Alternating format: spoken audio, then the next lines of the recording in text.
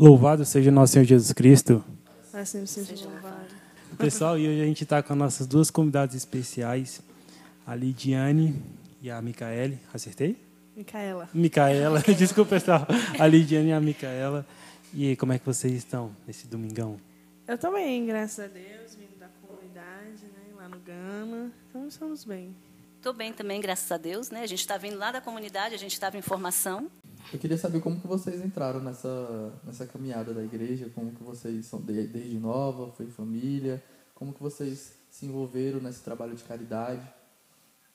Então, eu sempre participei, né, de pastorais quando jovem na paróquia, né? Teve a questão, obrigada, dos sacramentos ali, sempre fui bem firme. Na comunidade foi porque assim, quando eu entrei era um grupo jovem, né? A gente tinha um grupo, que o nome do grupo era CJC, Comunidade Jovem em Cristo. Então, a gente participava, e aí teve a questão do discernimento para virar comunidade. Então, eu estou lá desde o processo de grupo, né? Você já se conhece dessa época, vocês duas? Não, ela entrou depois, eu já estou lá há mais tempo, ela entrou depois. Então, era um grupo que se formou uma comunidade. Tanto que, como grupo, a gente vai fazer ali uns 12 anos, mais ou menos. 17. Muitos anos. Mas, como comunidade, nós somos novinhos ainda. Vamos fazer 6 anos, agora dia 16, né? Uhum. Então, foi isso. Teve essa transição de um grupo jovem, porque a gente já não era tão jovem assim. Né? Mas ela é jovem, né? Ela é jovem. E aí a gente passou a se tornar comunidade, porque a gente via que assim, Deus pedia para nós uma maturidade maior, mas claro que dependia do fundador aceitar isso, né? Uma nova comunidade precisa do fundador, o carisma é dado para ele. Fundador? Luciano. E aí foi quando ele aceitou essa questão de formar essa comunidade, a gente fez essa transição e depois foi chegando novos membros, né? E aí hoje tem um caminho. As pessoas entram, fazem um processo vocacional, né? Até elas conseguirem, de fato, entrar nesse caminho de formação dentro da comunidade. Aí a Micaela, ela entrou depois. Foi, eu também sempre católica, né? Desde pequena, já fiz todos os sacramentos. Eu participava de um outro movimento. Participei por muito tempo. Aí eu saí desse movimento, fiquei ali mais ou menos 1 ano e meio, sem nenhuma atividade, nada ativo na igreja. E eu procurei uma amiga minha, eu falei assim, eu queria fazer uma doação. Né? E ela, tem o pessoal lá do Luciano, que faz a pastoral de rua e tal. Aí me passou o número do Luciano, né? Aí eu entrei em contato com ele, a gente marcou na paróquia. Ele meio que fez um acompanhamento lá comigo, sabe? Porque ele sabe tirar as coisas das pessoas muito fácil. E ele, com a gente conversando e tal, aí ele teve o primeiro encontro, aí ele, não, vamos marcar de novo. Aí a gente marcou de novo na mesma paróquia, lá no Gama. Aí eu falei, Luciano, eu só quero fazer uma doação, não quero mais nada. Ele, não, mas não é isso que Deus quer. Eu falei assim, mas é o que eu quero.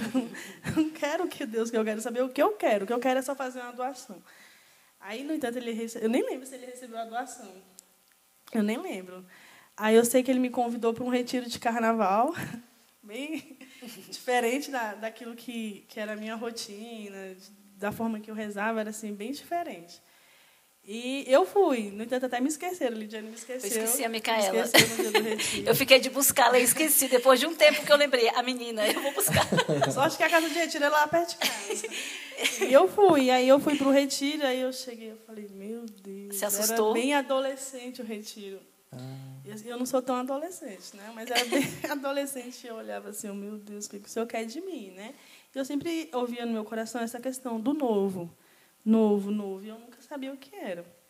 E eu, estou aqui, vou viver, né? Paguei, estou aqui os 4 dias.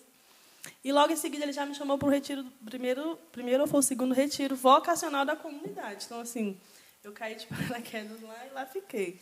E eu fui no retiro vocacional, depois a gente conversou, né, porque tem uma missa de ingresso, a gente lê uma carta, né, assina e tudo.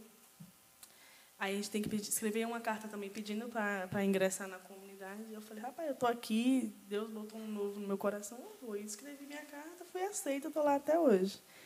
6 anos que eu estou lá. Rapaz, né? mas esse Luciano aí também, ele é fluente lá, né? Ele é bom de lábia. Ele é o responsável por tudo lá que vocês participam? Sim, ele é o fundador, né? Então, ele é ali como o pai espiritual. Uhum. Então, tudo passa por ele, até porque o carisma está nele. Então, a gente bebe desse carisma junto com ele. Mas ele não é nenhum irmão, diácono? Não, ele é casado. Ele, Uhum. né, agora ele é casado. Na comunidade, a gente tem... Né, todas as comunidades elas são abertas a todos os estados de vida, tanto matrimônio como celibato. Mas, na nossa comunidade, o povo lá mais quer casar, né? O que significa esse vinha? Vinha, né, que fala? No meio do nome de vocês, comunidade? Vinha do Senhor. Vinha do Senhor. Tem uma passagem bíblica, Mateus 20, se eu não me engano, né? Mateus 20, lá fala dos vinhateiros, né? Que cada um vai chegar na sua hora, cada um tem sua missão. E fala do denário, né? Que cada um recebe o seu denário. Então, vem dessa passagem dos vinhateiros. Então, vinha vem da uva, né? O sabor novo, né? O vinho que se transforma em sangue, né? Então, vem muito dessa passagem. Então, vocês têm diretor espiritual? Ou não? Funciona. No momento, só o nosso fundador mesmo. Assim. A comunidade em si ainda não tem, né? A gente tem um sacerdote que acompanha as novas comunidades em Brasília, né? Que geralmente é a pessoa que a gente procura para alguma coisa, mas diretor espiritual mesmo da comunidade, não. Só o fundador. Mas a gente tem cada membro tem o seu, né? Cada membro tem. Acaba que a gente também tem o nosso diretor. Por exemplo, eu sou acompanhada por uma madre, né? Que é aqui da Salesiana dos Sagrados Corações. Uhum. Hoje ela está na Itália, mas assim, ainda assim ela me acompanha online, né? A Mica é acompanhada pela superiora de lá também, que é a irmã Beth. E aí cada um tem um diretor espiritual. Bacana, é diferente, né? Nossa realidade é totalmente outra. A gente vai se aprofundando assim, vai vendo que tem muita... Sim. E eu fico pensando, eu estava até uma vez comentando com um irmão da comunidade, do tanto que é importante o diretor espiritual. Porque se a gente for agir por nós mesmos, né, igual a amiga falou, pelas nossas vontades, eu já tinha ido embora há muito tempo. Eu não tinha nem entrado. Tem dia que eu falo assim, é doido, o que eu estou fazendo aqui? Então, a gente teria ido embora. Se não é o diretor ali para direcionar, né, para fazer você enxergar além, às vezes pesa, né? E por isso que é importante, igual essa moça, que ela foi carregando tudo para ela, talvez se ela tivesse ali alguém que acompanhasse, um diretor que, né, conduzisse, mostrasse, não é aqui. Porque quantas vezes eu vou conversar com a minha diretora, ela fala, Lidiane, eu já te falei sobre isso. Domingo passado eu estava conversando com ela, há anos a gente conversa sobre isso, Lidiane. Falei, então tá difícil, porque não melhorei, não. Falei, vamos de novo, porque não deu certo, né? E como que vocês fazem para conciliar a vida de vocês, individual, pessoal, trabalho, família, com essa quantidade de trabalhos que vocês têm dentro da igreja? Então, na comunidade, a gente tem uma regra de vida que é o seguinte, assim, a gente só pode faltar alguma coisa, né, de muito importante. Claro que a gente tem essa liberdade também. A gente sempre falou assim, hoje tem tal coisa, posso faltar? Ele nunca vai falar assim, não dá. Mas quando é algo muito importante, que precisa reunir a comunidade, ele vai precisar falar não. Então, eles falam que assim, se só pode faltar aniversário de família. Por exemplo, eu tenho 10 irmãos.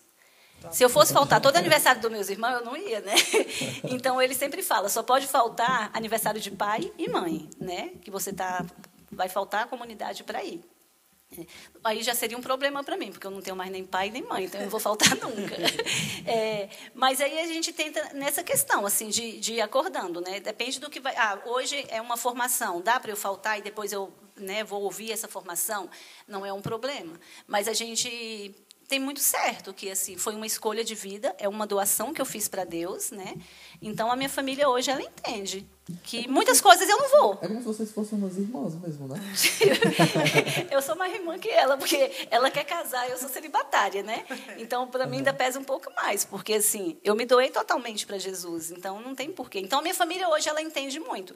Então eles sempre sabem. Tem alguma coisa que eles querem que eu participe, que eu vou fazer alguma coisa, eles já marcam, tia, esse dia. Pelo amor de Deus, não marca nada. Então, eu já coloco esse dia na agenda que eu não vou poder ir, que eu vou estar na minha família. Mas, geralmente, não tem. Tem coisa na família acontecendo e a gente está em algum evento, está em algum retiro e está tudo certo. A maioria das vezes a gente perde alguma coisa da família. Mas, assim, corresponder ao meu sim. Quem deu sim foi eu. O Senhor chamou.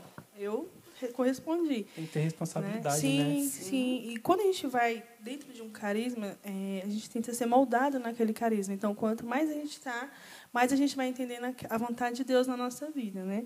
No meio da família, no início é bem complicado, bem difícil. Mas minha família mesmo, é bem assim, eu geralmente é o que marco as coisas lá, né? Porque eles já sabem que eu não vou poder estar em tudo. Ontem teve um jantar.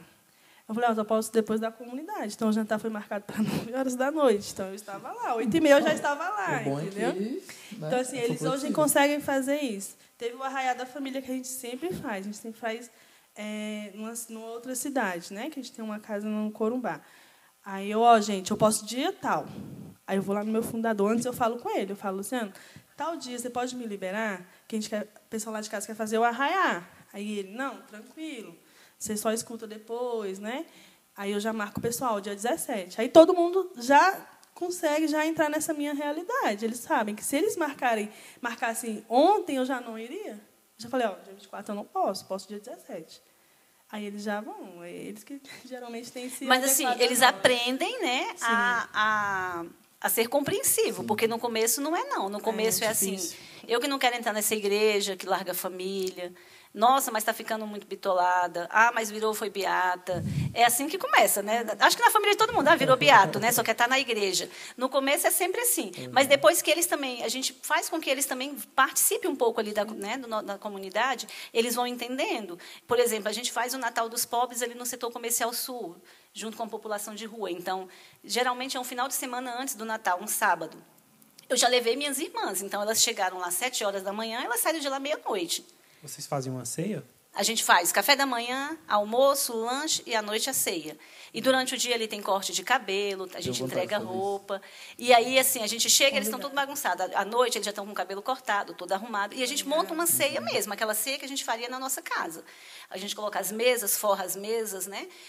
Tudo muito, pernil, chester, tudo que você faria em casa, a gente faz ali para eles. Então, a gente sai dali, eu chego em casa, o quê? 1, 2 horas da manhã.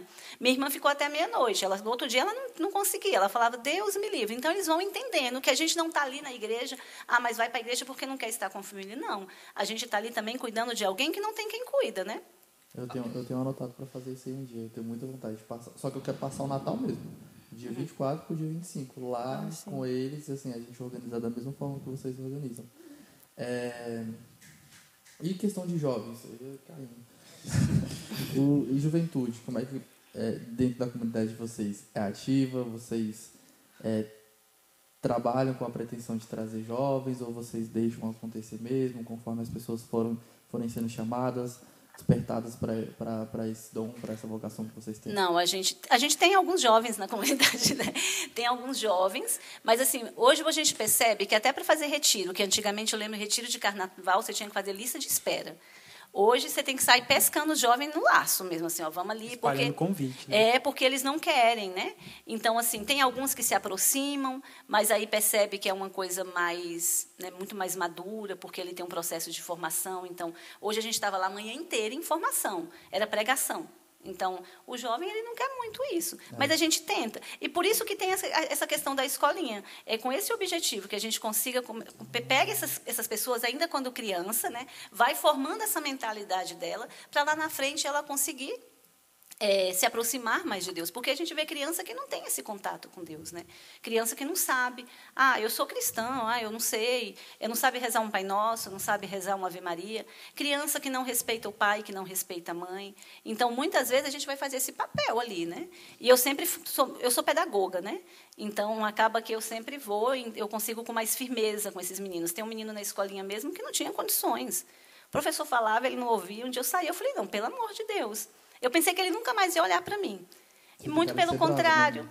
Muito pelo contrário. Onde ele me encontra, ele vai, oi, tia. Às vezes, quando ele está aprontando, ele se esconde. Um dia eu passei, eu falei, eu já te vi.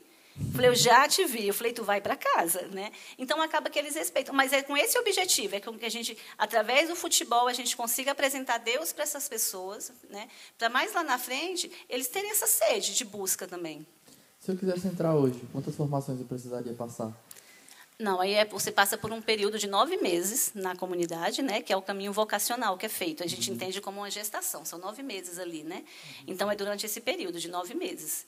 Aí tem as formações, você vai sendo acompanhado durante 9 meses. E pode chegar que lá na frente o fundador vai olhar e vai falar, você ainda não está preparado, né? Espera mais um pouco.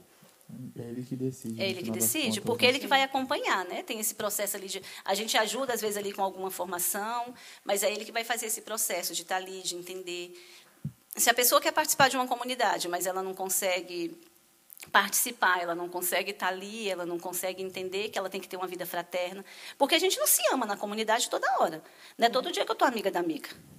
E eu tenho certeza que não é todo dia. Demais. Até porque a gente tem a mesma personalidade, entendeu? Então, parte do processo de cura. Então, assim, de entender que a gente precisa conviver ali, se respeitar e se amar também, né? Que a gente vai divergir em algumas situações. Já teve vezes que eu discordava completamente, a gente teve que trabalhar juntas. E tinha que acontecer.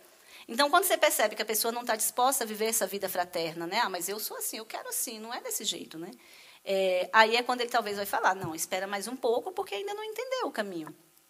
Tem que desprender, né? Já teve que expulsar alguém? Não, expulsar eu acredito que não. Mas dá um tempo, ela mesma se toca. Ele faz ela entender que não está no caminho, né? Quando ele vai mostrando que ele, ó, isso, a pessoa mesmo entende. Não é para mim, eu não consigo. Mas falar assim, ó, não dá para você ficar aqui, não, nunca aconteceu. Até porque nem seria caridoso, né, com a pessoa. A igreja não expulsa, né? A pessoa sai. Nós somos igreja, então é o mesmo processo, assim. A gente ensina, a igreja, ela é mãe, né? Então o nosso carisma é esse carisma de ensinar a pessoa, né? A evangelizar, a ter uma vida de ordem, né? A viver a vida dos sacramentos. Então, ali dentro da comunidade, nós somos chamados a viver isso, aquilo que a igreja já nos pede, né? Só que hoje nós somos, pode-se dizer, separados, né? Nós estamos vivendo dentro de uma comunidade. Mas se eu sair da comunidade, eu não vou poder ser santo, eu não vou poder viver isso? Pode, lá na paróquia, né? Uma vida diferente. A comunidade ela vai exigir um pouco mais de nós, né? Até porque a gente está dando uma responsabilidade ali. Tem um sim, tem uma resposta, tem as nossas atividades. Então, assim, tem 18 pessoas. Se dessas 18, ninguém quiser ir para o texto na família, como é que vai ser? Então, vai doer na carne, eu vou precisar ir. Quem vai na rua, né? Então, assim, a gente tem esse processo de formar a nossa mentalidade, né, para aquilo que é a vontade de Deus dentro do nosso carisma. E aquilo que a igreja já faz, né, que é todo dia vocês têm alguma atividade? Ou... Praticamente. Praticamente. Né? A gente tem segunda, a gente tem os textos nas famílias, né? Terça ou quarta a gente fazia pastoral e a gente mudou só para quarta-feira. Pastoral é na rua, né? É, na rua, pastoral de rua, né? Que a gente chama missão de rua. Certo. Nossa missão de rua. Então, na quarta-feira nós temos a missão. Na quinta nós temos a adoração na nossa casa, que é aberta para todo mundo. Sexta-feira a gente não tem nada. Então, na semana a gente não tem nem terça e nem sexta. Sábado a gente tem formação geral, com adoração também. E no último domingo no mês, agora a gente vai ter formações dos módulos, né? Que é postulante, discípulo, vocacional, essas coisas. Mas, geralmente, é isso a nossa rotina. E ainda tem, durante a semana, durante o dia, porque na comunidade só eu e Micaela participa da pastoral carcerária, né? Hoje ela ainda está mais ativa do que eu por conta do meu serviço. Então, terça-feira, né, a pastoral. A pastoral carcerária é toda terça. Terça-feira, à tarde, ou às vezes pela manhã. Então... E agora a gente está iniciando uma escola de música. Que é toda quarta-feira, nos 2 períodos. Tem a escola é todo dia, segunda a sexta-feira, e quando tem algum campeonato no final de semana. Então, a gente tem essas... Mas, então, na rua, pelo menos uma vez na semana, vocês vão, né? Uma vez na semana. Uma vez na semana, na rua e no presídio, porque assim, no presídio tem outras pessoas que também fazem, né, esse trabalho junto com a gente, que não é da comunidade. Então, só pode entrar hoje, depois da pandemia, só pode entrar 2 pessoas no presídio para fazer a visita, né, para fazer a evangelização. Então, terça-feira agora vai uma senhora que é a Rosilda, que já está lá há muito tempo nessa pastoral carcerária, e uma outra moça que entrou agora. A semana seguinte, provavelmente, a Micaela vai ter que ir, né? Eu estou indo assim, quando consegue. No Dia das Mães, teve uma visita excepcional. Nunca acontece no domingo. Mas como tem as patriotas que estão presas, né? E aí era Dia das Mães, eles viram a necessidade de levar alguém ali para evangelizar. Então, não era um dia que eu trabalhava, eu estive lá no Dia das Mães. Vocês falaram sobre a defesa contra a vida. Como que funciona esse trabalho de vocês? Teve uma marcha essa semana, não teve? Teve, foi terça-feira, dia 20. Então, a gente faz... É um trabalho meio que silencioso, né? Porque a gente vai na Câmara dos Deputados, a gente não pode ir nada exposto, católico, né? Então, a gente vai ali, às vezes tem alguma sessão, a gente vai lá para defender, levar algum cartaz, tem algum deputado, a gente tenta conversar. É mais essa questão, né? A gente faz um curso na nossa comunidade de bioética também, né, para estudar essa questão, mas é mais esse trabalho mesmo de ali defender e dentro das famílias, né? Chega uma mulher lá querendo abortar, A gente vai tentar mostrar o lado da verdade para ela, né? E não aquilo que a mídia está tentando mostrar. Não é por esse caminho.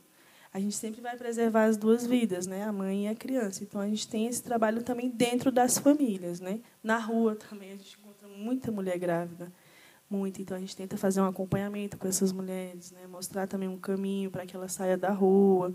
No presídio, a gente já pegou casos de mulher grávida? Já, com lactantes, mulheres com crianças, né? Porque eles ficam no presídio com elas até completar 6 meses. Eu vou fazer uma pergunta, se vocês não quiserem responder, a gente corta. Quando é um caso de estupro, como que vocês conseguem conversar com essa pessoa para que ela mude a ideia de abortar? É fazer essa pessoa entender que a criança ela não tem culpa. A gente sabe que assim, estupro é algo surreal, né? Assim, não tem como explicar, né? Mas a gente vai defender a vida desde a concepção, independente de qualquer situação. E a gente tenta fazer com que aquela pessoa, de uma forma muito calma, até porque é uma pessoa que está ferida, né? Não tem como a gente mensurar o que aquela pessoa está passando, mas a gente vai tentar fazer com que ela entenda que... Vocês têm apoio de psicólogos para isso? Pessoas preparadas mesmo profissionalmente? A gente tem uma pessoa, uma amiga da comunidade, né? Porque a gente também tem esse elo dentro da comunidade, dos trabalhadores, dos amigos, que é psicóloga. Então, a gente sempre puxa ela ali, até para nós mesmos, né? Quando a gente percebe que alguém ali está precisando de um acompanhamento, porque a gente também tem esse cuidado de procurar psicólogos que sejam católicos, né? E que vivam, de fato, a fé que professam. Então, a gente sempre busca, né? Para que ela possa nos ajudar de alguma forma. Porque a gente sabe que é um processo muito difícil, né? Você fazer aquela pessoa que está ferida, que passou por algo tão traumático, né? Entender que não tem como tirar, né, a criança. E isso dentro das famílias também, fazer a pessoa entender que quando você vai casar, que você vai lá na igreja, é quantos filhos Deus mandar, né? E a gente sabe que é um processo difícil, porque a pessoa fala, mas não estou conseguindo sustentar nenhum, né? E fazer com que a pessoa entenda que não é você, que é Deus que vai colocar a graça, às vezes é difícil, mas tem uma psicóloga que, quando precisa, a gente sempre busca ajuda com ela. Pelo que vocês verem, tem muita pessoa contra, lá na Câmara dos Deputados, contra o aborto? Muitos deputados? Sim. A Câmara inteira, praticamente, 99% a gente pode colocar. É por isso que esse lobby, né, que é feito lá dentro, é de uma forma meio que escondida, porque você vai ter que ir em busca daqueles que são contra o aborto. É um boca a boca. O que tem ali a favor, então você tem que fazer a pessoa entender aquela pauta ali, o que vai prejudicar, o porquê que não pode, né? E às vezes ficar mandando e-mail ali para eles, para que mostrar que a população é contra aquilo ali, mas é a maioria é a favor do aborto. É um trabalho bem delicado, assim, espiritualmente pesado. Tem que rezar bastante. Vocês têm que estar muito bem preparados espiritualmente, porque a maioria do trabalho de vocês é um trabalho bem firme. Né? Eu lembro que uma vez estava tendo alguma coisa e era contra o aborto, a gente estava numa fila para entrar, né? E aí tinha as pessoas de um lado, que era da igreja, tinha padres, tinha outras pessoas contra o aborto, e do outro lado elas que eram a favor do aborto. Ali fora já era muito difícil, porque elas, né, provocavam, elas tentavam cutucar, e você entender que você não está ali para entrar num conflito, né? Que não é a pessoa. Deixa ela, vamos rezar. E, assim, lá dentro, né, o ambiente é muito pesado, né? Porque, assim, elas ficam falando que a religião te cegou, né? Não, e fora que ali dentro rola de tudo, né? Não é só a opinião contra, rola a roubalheira toda. Então, é um monte de energia negativa. O ambiente assim, é muito pesado. Se você me perguntar qual é o ambiente mais pesado, eu achei dentro dali. É muito difícil. Eu não acho o presídio, eu não acho a rua. É lá. Ali, né? Então, eu queria entrar nesse assunto que eu acho muito interessante, esse trabalho da pastoral carcerária. Como que vocês começaram? Como que vocês conheceram? Como que foi a primeira experiência? Rola um medo? Rola. A primeira vez, porque tem um rapaz que ele é muito amigo da comunidade. Foi uma pessoa que ajudou a gente a construir nosso espaço ali, fez a parte elétrica, e ele é membro também da pastoral carcerária, né? E como a gente tem esse carisma, né, de ser presença da igreja nas famílias, a gente tinha essa necessidade de também estar dentro do presídio, atender essas pessoas que estão ali, né? Se tem alguém preso, tem uma família que sofre ali. E aí ele falou que iria ter esse curso, né? E o nosso fundador fez a proposta lá para toda a comunidade. Eu já pensei, eu falei, vou não, gente. Mas não vou não. E aí acabou que ele conversou comigo, né? E aí foi eu, Micaela e mais algumas pessoas fazer o curso. Mas no final ficou só eu e Micaela. A primeira visita, eu vou falar por mim, foi bem difícil. Eu nunca tinha entrado dentro de um presídio. Eu não sabia nem como funcionava. Então, na hora que você entra, assim, é um ambiente muito hostil, né? Assim, A agente penitenciária, eu entendo que é o trabalho, mas às vezes elas são muito ostensivas. Vocês só vão na ala das mulheres, né? Só nas mulheres. Elas são bem ostensivas. Então, quando eu ia entrando e as portas atrás de mim elas iam se fechando, era assustador. Aquele barulho da o barulho, né? Tá, eu falava, meu Deus, será que abre depois, né? Como é que eu vou sair daqui? Vocês passam pelo processo de revista? Não. O máximo que elas fazem ali é olhar a nossa Bíblia, né? Porque a gente leva a Bíblia, né? Olhar se tem alguma coisa, se tem algum recado, alguma coisa assim, mas assim, de revista, não. A gente é bem, eu vou falar que a gente é bem respeitado lá dentro, assim, como pastoral, né? Eles entendem muito esse trabalho da igreja ali dentro. Tanto que no Dia das Mães, eles pediram que a gente fosse fazer uma visita excepcional para ajudar aquelas mulheres que foram presas lá no dia 8, né? A prisão que vocês vão na Papuda mesmo? Aqui não, é lá no Gama, no presídio feminino, na Colmeia. Isso, né? Colmeia, perdão. E aí a gente, né? Para mim foi bem difícil, mas assim, bem complicado até quando a gente sai dali. Eu saía dali assim muito arrasada. Eu falava, meu Deus do céu, né? Porque é muito pesado. Você vai se deparar com pessoas que vão contar casos que você viu pela televisão e que você julgou, né? Que você viu, passou e você falou, meu Deus, mas essa pessoa é um monstro. E ali você está ali de frente para aquela pessoa e ela vai contar a versão dela. E você precisa conversar com ela sem julgar, né? Até porque você não está no lugar de Deus. E isso aconteceu muito comigo. Então, o primeiro dia foi bem complicado, foi bem pesado, até porque era algo novo. Hoje eu consigo entrar de uma forma mais tranquila, né? Sabendo que, assim, estão ali, elas precisam pagar por aquilo, né? Elas cometeram algum crime e elas precisam pagar. Então, é tranquilo. Mas um dia mais difícil para mim foi quando eu fiz a visita, que era uma missa que ia ter para as meninas para as pessoas que foram presas no dia 8, naquela confusão toda que teve lá, né? Que são as patriotas. Ali foi um dia muito complicado para mim. Confusão? Por quê? Porque, assim, você vai e você sabe que as pessoas que estão ali, elas cometeram um crime. Né? Ou elas mataram, ou elas roubaram, ou elas traficaram, ou elas formaram quadrilha. E essas meninas do dia 8 lá, que foi aquelas que foram presas lá no plenário, essas coisas, política, né? Questão política, não é. Você sabe que elas não cometeram nenhum crime. Então, você se deparam com pessoas, com mães, né, senhoras que estavam presas ali. Tinha uma lá, o Frei Rogério, que foi celebrar, a mulher que estava presa lá era da paróquia dele, era paroquiana dele. Então, ele olhar, e aí eu tentava o tempo inteiro me segurar, porque elas já estavam tão abaladas, né? E eu falava, eu não posso ficar aqui também chorando o tempo inteiro. Só que teve uma hora que ninguém conseguiu, porque assim, o Frei desabou. Né? E foi muito difícil, porque você olhar para aquelas mulheres, sabendo assim, que vieram, né, não cometeram nenhum tipo de crime. Você está falando do negócio da invasão? Do dia 8.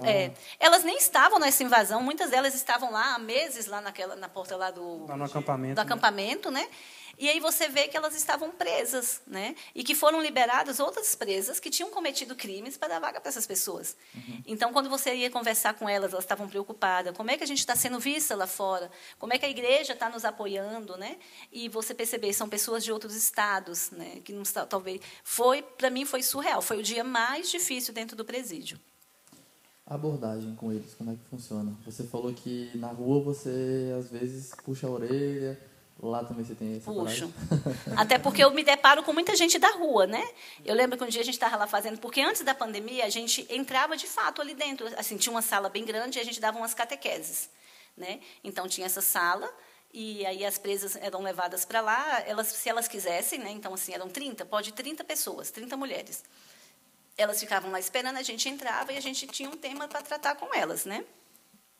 Quando era no pátio, era a mesma coisa. A gente entrava no pátio com mais de 100 mulheres que estavam ali. Então, a gente abria lá e a gente entrava. E ficava ali com elas durante 1 hora, 2 horas. Depois da pandemia, não. A gente fica agora numa grade, né? Lá... Vocês não entram nas celas, então, né? Agora, da pandemia, não. Na verdade, eles não entram na cela. Eles levam elas para o pátio. Tem o pátio onde elas vão tomar o banho de sol. E tinha uma sala que era própria para isso. Tanto para a igreja católica como para a igreja evangélica. Quando eles vão, levam essas meninas para a cela. Todas elas acolhem muito bem? Sim, né? Elas têm a questão, tem muitas que falam assim, vocês precisam vir mais, porque tem muito movimento da igreja evangélica, e eu sou católica. Mas é porque assim, a igreja evangélica são várias igrejas, né? Então, eles conseguem atender. A igreja católica é uma só, a gente está lá como arquidiocese. Não é a minha paróquia, não é a sua paróquia, é como arquidiocese. Então, a gente vai uma vez na semana. Mas elas acolhem, às vezes elas pedem para que a gente leve o padre para elas, né, atender confissão. Muitas ali foram batizadas ali dentro. Eu quero me batizar. Então, a gente ia fazer uma formação, levar o diácono para fazer o batismo, porque elas também não tinham. Então, assim, elas acolhem, elas querem participar. E muitas vezes eu chego ali, eu me deparo com as meninas que estavam na rua. Eu lembro que uma vez eu cheguei, a gente estava ali perto da grade, conversando com as meninas, e tinha muitas. E nesse dia eu acho que tinha umas 5 que era da rua, nesse bloco, né? Porque tem a separação dos blocos. Tem o bloco 6, que é as meninas que estão ali, que ainda não foram condenadas, então elas estão ali esperando, né, para ver se vão ser liberadas ou se não. E o bloco 7, que são as que já sabem quanto tempo vão ficar ali, porque já foram julgadas e condenadas. E nesse bloco que eu fui, encontrei muitas da rua. E aí elas ficavam perguntando pelas pessoas da rua, né? Como é que está tal pessoa? E o bicudo, e não sei quem. E aí eu falava, não, está lá na rua. Fala para ele que eu mandei um abraço. E as outras presas ali olhando, né, as outras meninas, aí uma olhou para mim e falou assim, quando a senhora puxou cadeia, a senhora puxou aqui? Aí eu falei, não, eu nunca puxei. E elas foram explicar, não, ela é da comunidade, ela levava comida para nós lá na rua, a gente conversava. Então, eu puxo também a orelha. Vocês conhecem alguém que já foi presa e hoje faz parte da pastoral? Ou não tem conhecimento? Não acho que não pode, né? É porque tem um período, né? Você não pode, se você foi presa durante, acho que é 5 anos, né? Ou alguém da sua família é 5 anos, mas se você é mais anos, então assim, não pode. Eles já... puxam o seu cadastro, tem todo um nada consta, né? Então não é qualquer pessoa que pode entrar para essa pastoral, né? Por exemplo, as tatuagens me pediram? Não, de forma nenhuma. É um cadastro. Quando eu fui entrar, eu precisei entregar um nada consta, mas da minha família eu também precisei mandar o CPF de todos os meus irmãos, porque eles também vão pesquisar deles, né? Acho que até 2º grau, né? Que não pode ter nenhuma passagem, nenhum registro. Ou ninguém preso lá dentro. Que aí você é negado. Toda vez que vocês trabalham um tema e estudam um pouco da Bíblia? Então, nosso primeiro ano foi mais fácil, né? Porque a gente montou um esquema de catequese mesmo. Então, no nosso primeiro ano, a gente fez 1 ano de catequese com elas. Logo em seguida, já veio a pandemia. Então, a gente não teve evangelização. E no 2º ano de pandemia, a gente voltou, né? E a gente já voltou com um pouco mais de dificuldade. Então, hoje, quando nós vamos, a gente geralmente medita com elas o Evangelho. Medita, faz uma partilha. Algumas delas querem falar, porque elas gostam de falar. Elas têm essa necessidade de falar mesmo. Então, elas falam. Aí, depois a gente faz um canto, a gente reza por elas, né? Então, geralmente, a dinâmica hoje tem sido essa, né? A gente tem encontrado um pouco mais de dificuldade, porque antes a gente estava aqui, frente, mais próximo, né? Podia pegar e tal. E agora não, a gente tem mais dificuldade de montar um cronograma, até porque antes a gente ia num bloco específico. Hoje não, toda semana a gente está num bloco diferente. Já aconteceu de vocês encontrarem em boa situação alguma das pessoas que vocês foram lá e viram no presídio, chegaram a evangelizar elas? Ou acontecer só de vocês verem voltando para a rua de novo? Tem uma senhora que ela era do setor comercial sul, né? Ela meio que comandava ali a questão do tráfico. Ela foi presa, ficou acho que uns 5, 6 anos presa. E eu lembro que quando eu encontrei com ela lá, ela falava assim, aquilo foi armação, minha filha, para me prender. Eu falei, mulher, foi não. Eu falei, foi não. Eu falei, eles tiveram que armar para conseguir pegar a senhora, mas o negócio lá, a senhora sabe o que acontecia. Eu falei, vamos trabalhar com a realidade. E aí, hoje, assim, hoje eu sei que ela vai ao setor, mas ela está na casa dela, entendeu? Ela fala assim, um dia eu encontrei com ela, eu falei assim, o que a senhora está fazendo aqui? Foi até no Natal dos Pobres, eu acho. Eu falei assim, o que a senhora está fazendo aqui? Ela falou assim, não, eu sabia que vocês iam estar aqui, aí eu quis vir para cá, passar com vocês. Mas vai embora. Vou embora. Então, assim, eu sei que ela visita essas pessoas, porque ela conviveu muitos anos ali com eles, ela era tida como uma mãe para eles, né? Mas ela está na casa dela, né? Eu não sei se ela ainda está na casa dela, porque ela tem aquela questão de estar fazendo assinatura, né? Ela não pode, tem horário, mas ela não fica na rua. Porque muitas elas saem, no saidão mesmo, elas já voltam para a rua e não voltam mais. Já teve algumas que eu cheguei e falei, uai, tu está fazendo o que aqui? Estava presa ontem? Aí, não, eu saí para trabalhar e meteu o pé. É pior, porque você vai ser encontrado uma hora e vai ter que cumprir. Então, assim, a maioria vive nesse círculo, porque, assim, essa pessoa vai para onde? Ela não tem família. Teve uma que eu acompanhei, ela falava assim, irmã, eu preciso sair daqui, eu preciso ir para uma clínica. Eu até tentei a Fazenda da Esperança para ela, mas tem muita burocracia, né? Você tem que fazer uns exames, é um monte de coisa que você tem que passar. E aconteceu dela sair, a gente conseguiu levar ela para a casa da família na Santa Maria. Ela estava com uma tornozeleira. E aí, uma vez por semana, a gente ia eu e o Márcio visitá-la. A gente estava tentando apoiar a família com cestas básicas, né, com o que precisava, até a gente conseguir essa vaga. Um dia eu liguei e a irmã dela falou assim, ó, ela saiu e não voltou mais.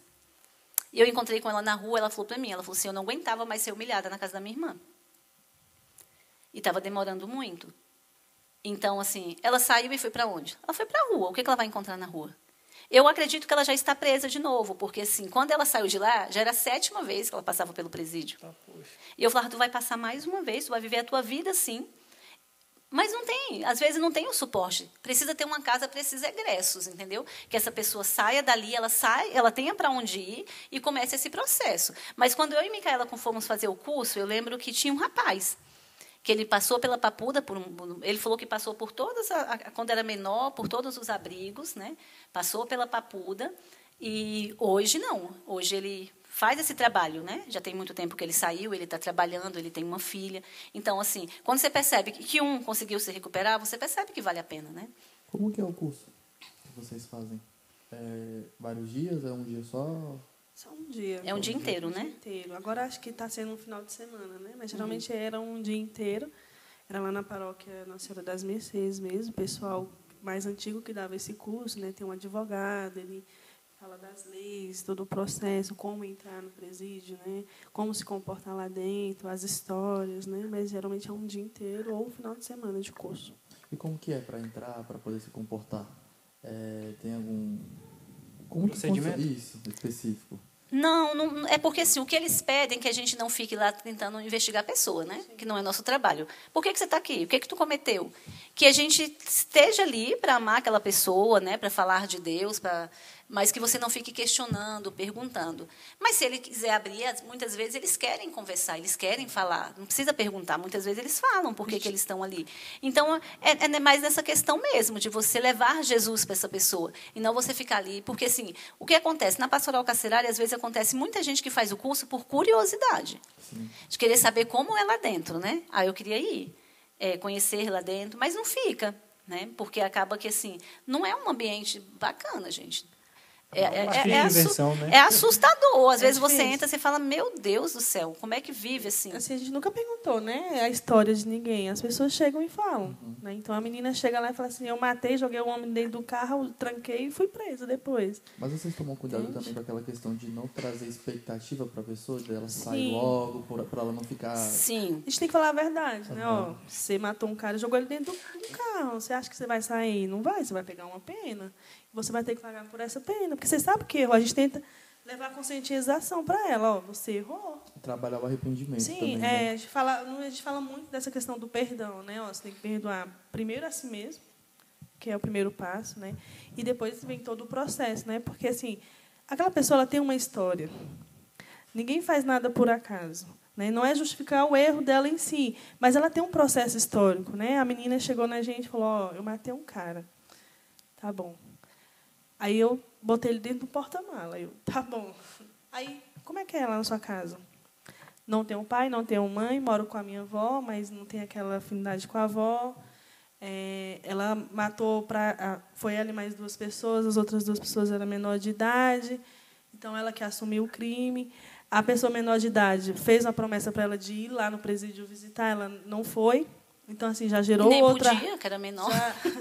Já entrou outra, já gerou outra raiva nela, né? Então, foi condenada, né? 22? Ela foi a júri popular. 22 anos. E ela foi condenada a 22 anos. Então, hoje, ela já consegue perdoar a história, perdoar a família. Não quer contato com a prima, com os tios, mas ela consegue perdoar a história dela. Então, a gente tenta levar essa conscientização. Você errou, você vai ter que pagar por isso. Né? E agora, vamos tratar a história. É onde a gente entra. E muitas vezes também é corrigir o que muitos protestantes fazem lá dentro, né?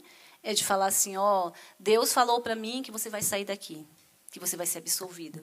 Isso aí Entende? Então, assim, um dia a menina falou assim, ó, irmã, teve uma irmã aqui que falou que Deus mostrou para ela que eu vou sair. Eu falei, mulher, vai. Mas eu falei, tem que saber. Aí ela falou assim, reza por mim, irmã, para mim sair. Aí eu falei, vamos rezar para a verdade aparecer. Eu falei, a única coisa que vai te libertar é a verdade.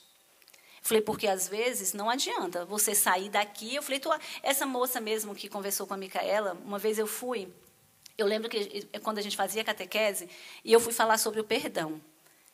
E foi surreal quando eu comecei a falar sobre o perdão, o olhar dela para mim era de muito ódio. Ela regalava o olho para mim, e eles estavam lá atrás rezando o texto, né, intercedendo, e eu pensando, ninguém vai vir aqui na frente me salvar, meu Deus, a menina vai me matar aqui. E a outra também abaixou a cabeça e chorava, mas ela olhava para mim com muita raiva, né? E quando eu terminei, ela falou assim, eu não perdoo. Falei, é um direito que você tem de não perdoar. Falei, aí é com você. Falei, isso te faz bem? Mas ela não tinha como conversar com ela naquele dia, porque ela chorou, ela ficou com muita raiva, né? E de uma outra vez eu fui, ela foi e falou para mim que não perdoava. Eu falei, mas você não perdoou quem? Ela falou assim, eu não perdoo a pessoa que me jogou aqui dentro. Eu falei, tá, mas como é que ela te jogou aqui dentro? Quando vocês falam assim, uma pessoa me jogou aqui dentro, eu visualizo. A pessoa chegou aqui, te empurrou no presídio e falou, fica aí, tu nunca mais saiu. Aí ela foi contar essa situação, que ela matou para defender a prima, que era menor de idade, o cara tentou estuprar, alguma coisa assim, mas é que ela estava pagando sozinha. Eu falei, tá, mas ela era menor. Você sabia que ela não ia pagar por isso? Você não sabia? Sabia? Eu falei, aí você ainda pegou mais um crime, que foi a corrupção de menor. Ela, justamente. Mas ela falou que ela ia vir me ajudar. Eu falei, ela pode entrar aqui? Ela é menor de idade, ela não entra aqui. Eu falei, então, o que você precisa entender é que, assim, ok, você estava no lugar talvez errado, na hora errada, com as pessoas erradas, mas você estava. Você participou. Falei, então, ninguém te colocou aqui. Eu falei, você tem que ter essa consciência de que você também errou. Falei, você acha que a tua prima, que está lá fora, sabendo que você está presa, que uma pessoa morreu, ela está bem? Ela está livre? Falei, talvez ela está mais presa do que você lá dentro, que você está cumprindo, pagando pelo que você fez, e ela não. Falei, você já parou para pensar o psicológico dessa menina, menor de idade, passando por tudo isso? Aí ela falava que não perdoava. Ela falou, quando eu sair daqui, eu vou matar ela. Aí eu falei, então. Aí depois você fala assim, irmã, reza para mim, para eu sair daqui. Eu vou rezar para tu sair daqui e cometer outro crime. Aí ela ficou parada, me olhando. Eu falei assim, não tem condições. Eu falei, a primeira coisa, você tem que perdoar. Eu falei, toda essa situação, eu falei, é se perdoar. Eu falei, porque você está pagando pelo que você fez. Deixa que a tua prima vai pagar pelo que ela fez. E eu lembro que, assim, ela sempre conversava muito com a Mica. Aí teve um dia agora que eu fui, mais recente, e eu achei ela muito bem, sabe? Assim, ela não estava mais tão ranzinza, porque ela parecia que estava travada, um olhar muito pesado. E aí ela veio conversar comigo, eu falei, tá tudo bem? Ela falou que estava bem. Ela falou assim, eu estou estudando, porque lá tem o colégio, né? Eu voltei a estudar. Eu falei, que bacana. E como é que está com a sua família? Ela, não. Eu pedi para que minha tia viesse aqui, eu conversei com a minha tia, a gente chorou muito, a gente se perdoou. Eu não quero contato com a minha prima, mas também não desejo o mal dela. Quando eu sair daqui, não vou fazer nada. Eu vou seguir minha vida, eu quero sair daqui e fazer um curso de enfermagem e trabalhar. Já teve algum caso de vocês verem mulheres que foram presas por pouca coisa? Tipo assim, porque eu vejo muito na televisão um caso de pessoas que são presas por, tipo assim, roubar um pacote de macarrão, uma caixa de leite. Já teve algum caso desse que alguém chegou e desabafou para vocês? Teve um caso que não foi assim, foi de uma senhora, porque assim, quando você encontra senhoras lá, você percebe que são idosas, mas são bem marginalizadas, né? Você percebe que assim já tem ali o histórico do tráfico, que elas mesmas relatam. E aí uma menina falou assim, eu estava no pátio, uma moça falou assim, conversa com aquela irmã ali, ela chegou há pouco tempo, e ela está chorando muito, ela não está conseguindo, e eu fui conversar com a mulher. Ela falou que trabalhava, né, como empresa terceirizada na CAESB, e que há algum tempo atrás houve uma questão de uma grilagem de terra. E que a chefe dela, na CAESB, autorizou que ela fizesse a ligação de águas nessas terras, né? Então, ela fez e ocorreu o processo e ela foi presa, porque a assinatura que estava lá era dela. Então, ela falava que não tinha culpa de nada, que ela só cumpriu com o que a pessoa pediu, né? Então, de um certo modo, ela foi usada como laranja. E aí você percebia que assim era de uma família, uma pessoa que ela falou assim, eu não consigo, porque a minha filha vai vir me visitar pela primeira vez. Eu pedi à minha filha o tempo inteiro que ela não viesse parar nesse lugar, como que hoje a minha filha vai me visitar nesse lugar. E eu tentava fazer ela entender que a filha dela conhecia ela, sabia quem era ela, né? Mas que ela estava lá. E tanto que essa mulher ela entrou num processo de depressão muito grande. Ela até que saiu desse bloco e foi para um bloco que a gente, né, que eles chamam de seguro, que é onde vai as pessoas que não podem ser misturadas, que correm risco de vida, né? No caso dela era por conta da saúde. Então ela foi para esse bloco porque assim ela não conseguia. E porque, assim, às vezes eles vão contando as situações e, em algum momento, você pega ali uma falha. Você fala, né, não é bem isso que ela está falando, não, ela já se perdeu aqui. E essa mulher, não. Eu acreditei muito no que ela estava falando, até pelo sofrimento dela ali dentro. Chorava muito. Ela chorava copiosamente. O índice de depressão dentro da presídio é alto também, né? O quê? Muito. Tentativa de suicídio é grande. Direto, elas tentam suicídio. Porque não é falar dessas coisas, né? Mas é bastante. Outra coisa. É um ambiente que, querendo ou não, tem a questão do rancor, da mágoa, do ódio, assim, são vários sentimentos ruins misturados. Houve alguma situação em que vocês estavam em uma reza, num momento mais intenso de oração, mais forte, que despertou, acho que em alguma pessoa dos que estavam presas, como é que eu posso dizer, para não ser tão direto? Mas esses sentimentos, por exemplo, quando nós estamos na igreja e se manifestou em alguma que vocês tiveram que ter uma atenção especial, alguma pessoa que tivesse ali para poder rezar diretamente nessa pessoa, como acontece em grupo de oração, por exemplo, da Renovação Carismática, onde vai alguma pessoa que está precisando e essa pessoa manifesta e aí vem as pessoas que intercedem, começam a rezar individualmente, o que aconteceu? Então, assim, é sempre uma semente que a gente planta, igual essa menina, primeiro caso que a gente contou. Foi há 3 anos atrás que a gente falou do perdão. Então, assim, é algo que vai ficar germinando nelas ali, né? Eu lembro que eu fiz uma experiência muito bonita no presídio esse ano, que foi eu e uma outra menina, né? A Lidiane não foi nesse dia, onde a gente, não sei, foi a graça de Deus mesmo. A gente foi fazer um momento de oração e elas fizeram uma fila. E eu falei, Maria, ferrou. Ferrou, porque a gente teve que impor a mão nelas e rezar de uma por uma. Eu falei, meu Deus, e quanto mais a gente rezava, mais elas apareciam. Porque geralmente a gente fica na grade, elas ficam aqui sentadas no banco ou em pé, mas são poucas, né? E nesse dia, não, quanto mais a gente rezava, mais aparecia. A gente só conseguiu parar de rezar, ainda ficou gente sem parar de rezar, porque a gente falou, acabou o horário de vocês, vocês precisam sair, porque quando acabou, a gente tem que sair de qualquer jeito. Então, assim, essas experiências de orações a gente tem muito lá dentro, de parar e para rezar, porque a gente está lá para isso. A gente não está lá só para falar, né? Então, se veio no coração, vamos ver essa emoção, vamos rezar. Então, a gente reza. Teve orações em línguas lá dentro, né? Você vê que elas são muito receptivas para orações, elas gostam muito de rezar. Então, se você levantar o braço lá e falar, vamos rezar, elas juntam ali e rezam. Então, eu vivi essa experiência lá dentro, né? De pôr mesmo as mãos ali e sair, né? Não convertidas, né? Porque é um processo, mas de se ver nelas mesmo ali um olhar de esperança, um olhar de conforto, né? Porque a gente sempre reza por isso, né? Para a paz de espírito lá dentro, porque se não tiver, meu irmão, elas se Mas quebram. dessa forma que você falou, assim, não dessa forma, mas assim já teve algumas que não queria parar de chorar, entendeu? Era choro que você falava, meu Deus, o que eu faço agora com essa pessoa, né? De chorar, ou então em algum bloco, que assim, lá tem um bloco que são da pessoas especiais, tanto homem quanto mulheres, né? Que tem algum transtorno. Então, eles ficam ali no presídio feminino. Aí tem um bloco ali dos homens e tem um das mulheres. Então, assim, já teve casos da gente ir, a gente não saber muito o que fazer, porque você não sabe se a pessoa está tendo a consciência de te entender, e de acontecer mais ou menos isso, entendeu? A pessoa começar a cantar os outros tipos de música, assim. Você está cantando e ela começar a cantar outro tipo de música, e aí ela olhar para mim e falar assim, você está me julgando. Eu falei, tô não, mulher. Tá, eu falei, tô não. Eu falei, por que você acha que eu estou te julgando? O seu olhar está dizendo. E eu sei que eu falo com os olhos. Às vezes eu seguro a língua, mas eu não seguro a expressão facial, não. E aí, quando ela começou a cantar, a Mica começou a rir. Porque a gente falou assim, canta música, porque elas conhecem muita música evangélica. E a gente não conhece. Aí eu falei, não, então ela falou, canta a música que vocês conhecem. A mulher começou a cantar outro tipo de música. E eu olhava para ela, ela ria, e eu falei, e agora, né? Aí eu falei, não, minha irmã. Eu falei, não, mulher, isso aí não. Eu falei, isso aí a gente vai cantar, não. Não, aí ela foi cantar outra, era a mesma coisa. Eu falei, não, deixa que a gente puxa aqui uma música, não vai cantar. Até a gente penitenciária não aguentou, ela começou a rir, né? Porque, assim, era muito estranho, porque você percebia que ela dava uns estralos, e aí já não era mais ela. Ela começava com uma outra conversa, outras músicas. E eu, não, segura aí, essa aí não. Acontece dos agentes também pedirem para participar ou não podem, no momento ali? Eles pedem oração. Às vezes, assim, já até aconteceu de eu estar lá com o Márcio e alguém, assim... Porque o que acontece? Eles vão se aproximando... Aquelas pessoas que eles mais conhecem da pastoral é que eles mais têm, né, uma liberdade. O Márcio era uma pessoa... Hoje ele não está no presídio feminino, ele está no federal, né?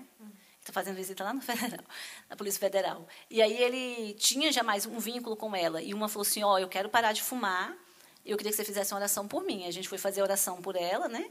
E aí, depois de um tempo, ela falou, fala para o Márcio que deu certo, eu não estou fumando mais. E muitas vezes de você estar ali falando, eu lembro que na época das catequeses, tinha pessoas que já estavam na Pastoral Carcerária há muito tempo. Tem essa senhora Rosilda, que ela faz um trabalho muito bacana lá dentro, nessa parte social, sabe? Porque elas precisam de muita doação, de muita coisa, e a Rosilda, ela corre atrás mesmo.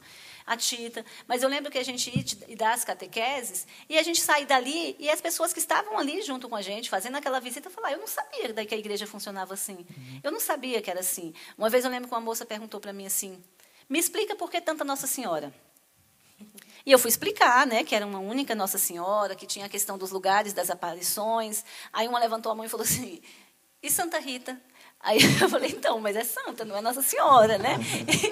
E aí eu lembro que eu saí, uma pessoa que estava comigo, ela falou que não sabia que essas Nossas Senhoras era pelo lugar da aparição. Eu falei, tu achava que tinha várias Nossas Senhoras? Ela, sim. Então você percebe, as pessoas estão ali, mas elas também não foram catequizadas. E as próprias agentes penitenciárias ficam ali ouvindo, né? De entender o trabalho. Agora, no Dia das Mães, uma falou assim, olha, eu não estava de plantão hoje, e uma amiga pediu para trocar. 2 pessoas pediu para trocar com 2 lá, e ela falou assim, comigo e com ela. E eu não me toquei que era Dia das Mães, e eu fiz a troca. Ela falou, mas hoje eu entendo que Deus queria que a gente estivesse aqui, porque nós somos católicas. Aqui estariam aqui, elas não são. Então, eu não sei se elas iam permitir que vocês ficassem aqui, conversassem com as meninas, né, cantassem, porque quando a gente foi lá para fazer esse trabalho com as patriotas, era muito difícil, elas não podiam levantar, elas não podiam cantar, elas não podiam pegar no microfone, coisa que nunca teve problema lá dentro, mas elas não podiam, né? Então, até para a gente conseguir saber da família, passar uma notícia, foi uma forma muito difícil ali, porque elas não podiam muita coisa. Mas elas também, acaba que elas estão ali, elas escutam, né? Por mais que elas não queiram. Você mencionou sobre as doações. Quais doações específicas que vocês precisam, que vocês arrecadam para levar para lá? E vocês movimentam algum projeto, alguma campanha lá dentro ou não pode? Lá dentro, não. A gente faz, igual assim, a gente pela comunidade, né? Divulga bastante. A gente divulga, tem a Rosilda, que também tem outras pessoas que já ajudam, são benfeitoras para ela também. Mas, assim, as necessidades é sempre, ali no presídio feminino, peças íntimas, né? Calcinha, sutiã branco, né? Se não conseguir branco, de uma cor muito clara, um amarelo bem clarinho. Mantas, porque lá é muito frio. Brancas, né? Tudo é muito claro, tem que ser tudo muito claro. Chinela havaianas, brancas, absorvente, shampoo, condicionador, as coisas mais básicas. Biscoito, né? Porque também é limitado, não é tudo que pode entrar lá dentro. Então, assim, quando eu e a Mica começou a fazer visita, a gente podia levar um lanche. Então, a gente levava um sanduíche, levava um cachorro-quente, né? Mas quando vocês chegam as doações, vocês deixam com os agentes, né? Essas doações, sim. Quando a gente levava o lanche, a gente mesmo distribuía lá, né? Hoje não pode mais, porque foi cortado. Mas aí essas ajudas a gente entrega lá para... Porque tem é CESIP, né? A CESIP, que é que acolhe a gente, né? Que é elas que recebem, elas que vão fazer a escolta da gente até lá onde a gente vai, o bloco que a gente vai ficar. Então, elas falam, agora, a última que pediram para nós foi ajuda para poder... comprar umas armações de óculos para as patriotas que estão lá. Acho que são 6 pessoas que estão precisando de óculos e precisam dessas armações. Identidade, às vezes, a pessoa não tem identidade. Não tem como tirar mais. Então, assim, vamos pagar essa identidade para essa pessoa? Para que depois a escolta leve ela lá para tirar? Porque, às vezes, para sair ali para trabalhar, ela precisa ter a identidade. E, muitas vezes, não tem. Já teve, eu acredito que seja uma troca de experiência, mas já teve algo que vocês aprenderam com o pessoal lá? Algum sentimento, alguma experiência que vocês aprenderam com eles lá, conversando com as mulheres que já foram presas? Assim, sempre fica marcado, né? As histórias, acho que são mais experiências espirituais mesmo, né? De olhar para aquela pessoa, saber que ela errou e enxergar nela a imagem e semelhança de Cristo, né? Que apesar daquela pessoa falha, existe um Cristo ali. Né, saber que aquela pessoa ela teve um arrependimento. Então, isso, para nós, são coisas que nos alegram. Né? Então, são mais essas experiências espirituais mesmo que a gente vive com elas. De olhar e falar assim, um dia eu vim aqui e alguma coisa deu certo. Né? E saber que é o Espírito Santo que nos move. Então, é uma certeza de fé também para nós. Né? Nós estamos ali para evangelizar. Tudo que a gente faz, humanamente, seria muito impossível. para mim, para a Lidiane, com certeza seria impossível da gente estar ali. Então, a gente vê isso, essa experiência de fé. É o Espírito Santo quem tem nos conduzido ali dentro. Você perceber que a pessoa compreendeu que cometeu um erro, né? Ela fala assim, eu era da paróquia, eu participei de renovação carismática, eu tenho todos os sacramentos e caí na besteira, né? De me envolver com quem não prestava. Muitas delas estão ali por conta do parceiro. Estava com a pessoa e a pessoa foi pega ali com, né, a questão do tráfico e ela foi junto. Como cúmplice, né? Então, assim, ela fala assim, eu me envolvi com quem eu não devia, minha mãe me avisou, mas a pessoa está ali e você percebe que, assim, quer, né, não vou mais fazer isso, quer mudar, e está ali também ajudando as pessoas que estão fracas, porque, assim, tem dia que tem umas ali que elas não conseguem, elas não aguentam mais. Então, ela está ali fazendo uma oração. Teve uma moça que falou para mim, eu estou reunindo o pessoal toda noite, a gente está rezando o Santo Terço. Porque dentro do presídio, gente, elas não podem ser nem felizes, elas não podem rir, não. Eu lembro que uma vez eu inventei de levar uma dinâmica lá para o presídio, fazer uma dinâmica. E as meninas sorriam muito, né? E um barulho, elas sorriam. Aí chegou um agente penitenciário e falou assim, ei, pode parar de sorrir. Vocês estão presas. Eu falei, gente, que loucura, né? Não pode, não. E depende muito do plantão. Tinha um plantão que eles eram mais, aceitavam mais, eles tinham uma proximidade com a gente, um respeito maior, já tinha um outro que era bem, e elas falavam assim, hoje é o plantão, né? Você sabe que hoje não é fácil. E, assim, de relatos de sofrimento, né, que elas passam ali dentro, e você fala, meu Deus, se fosse comigo eu não dava conta. Fala muito de desigualdade lá dentro, porque, assim, eu vejo que falam muito do presídio dos homens, mas das mulheres eu vejo pouco comentário. A situação precária também? Como que funciona? Sim. Tem, até porque assim, muitas delas não têm visitas, né? Então, se elas não têm visita, elas não recebem o que chamam de cobal, né? Que é uma pessoa que vai levar ali o dinheiro, vai levar a roupa, então elas não têm. Então, assim, elas vão depender ali da ajuda das amigas, que para mim é um ensinamento, porque elas estão ali, muitas delas, né, ajudam, falam assim, não, minha família está trazendo, eu estou dividindo com ela, né? Assim, são muito solidárias. Mas aí, por exemplo, teve essas mulheres agora, essas patriotas, né? Provavelmente a maioria tinha um poder aquisitivo, uma condição financeira melhor. Eu digo nessa questão.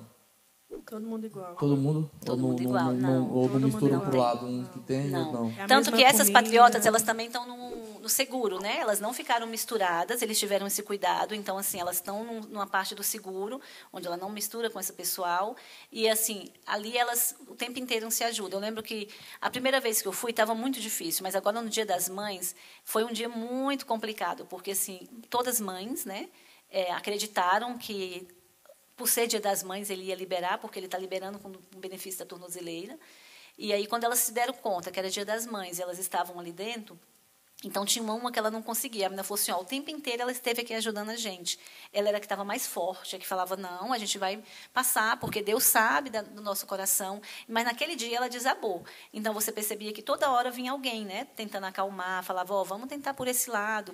Teve uma senhora que era até paroquiana do Frei Rogério, que falou para mim, falou, até hoje aqui a única que não desabou fui eu e essa outra mulher aqui. O resto tudo já teve um dia de crise, assim, que não dava mais conta. Mas elas estão sempre ali, uma ajudando a outra, tentando um advogado, tem que vir um advogado para ela. Porque na rua é assim, quando a gente está na rua, né, ali no setor comercial sul, um dia eu passei, a menina falou assim, tu ainda está indo lá no presídio? Eu falei, tô. Ela, fortalece tal pessoa lá, porque ela não tem visita, ela não tem tal coisa. Tal pessoa tem, essa não tem, você tem que fortalecer ela, né? E aí a gente tenta levar as coisas e fazer com que chegue àquela pessoa. E a gente percebe que a tortura psicológica deve ser muito também, Sim. né? Porque a ponto de a pessoa falar para não rir, a gente já percebe que é um negócio bem rígido. A comunidade, a paróquia, ajudam muito vocês? Eles abraçam muito essa iniciativa, esse movimento de vocês quanto... Porque eu acredito que tem muitas pessoas que têm um preconceito também, né? De falar, tá presa, a gente não tem que ir. Deixa lá, tem que pagar lá dentro. E a gente sabe que nem todo mundo tem a cabeça aberta, né? Mas a paróquia acolhe bem quando vocês precisam das doações, quando vocês precisam... Então, o padre, ele sabe, né, desse trabalho, é um pároco novo que está lá, ele já sabe que a gente faz esse trabalho, mas tem o trabalho dos vicentinos lá também, né? Então, a gente sabe que para arrecadar, ali, os vicentinos arrecadar essa cesta já é difícil. Se eles tiver... Adilson lá? O vicentino de lá, ele é famoso. Adilson? Tem um bigodão. Não lembro. Então, assim, a gente entende que para eles também conseguir essa doação e dividir com a gente é muito difícil, né?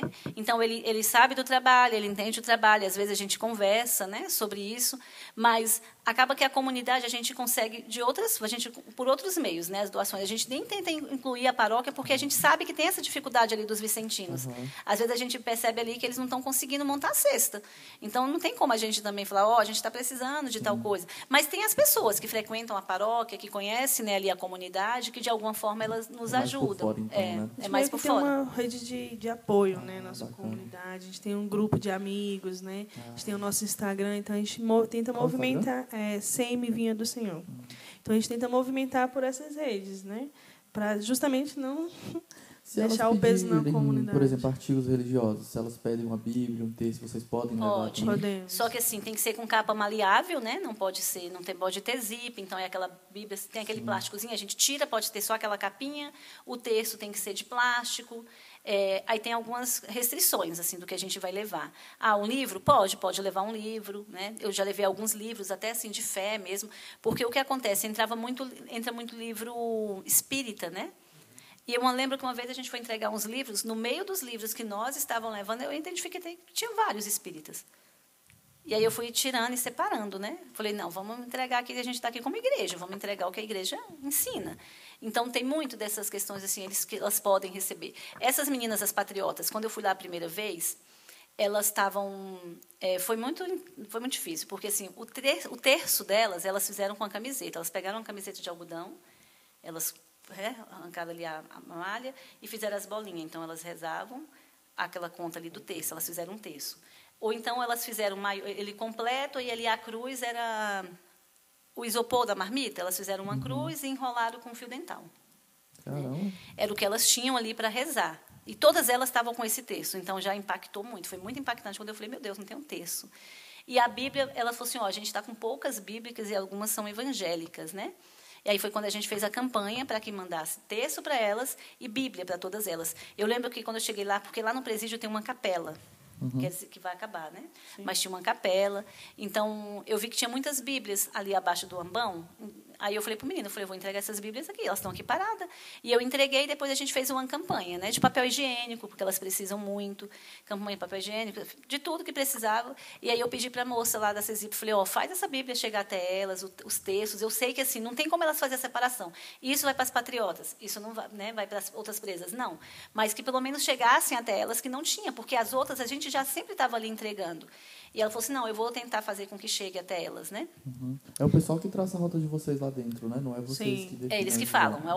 Tal dia vocês vão para o bloco tal. Entendi. Lá a gente tem as mulheres, tem 2 alas psiquiátricas, que é a feminina e a masculina, e tem os trans também, no presídio feminino. Vocês também fazem um trabalho com as trans?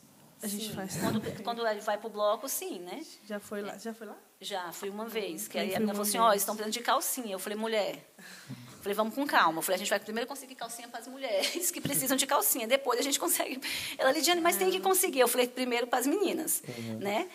Eu sei que a pessoa se identifica daquela forma, mas eu precisava atender aquelas meninas ali que elas falaram, eu não tenho calcinha, eu estou sem sutiã. Prioridades, né?